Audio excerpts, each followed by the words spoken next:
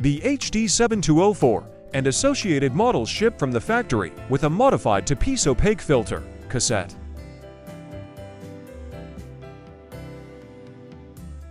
To perform laboratory analysis with a 37mm filter cassette, the two-piece cassette needs to be removed.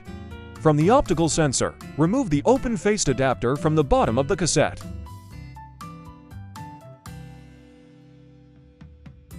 Remove the bottom inlet side of the three-piece cassette for open-face sampling. Place the opaque open-faced adapter on the bottom of the cassette.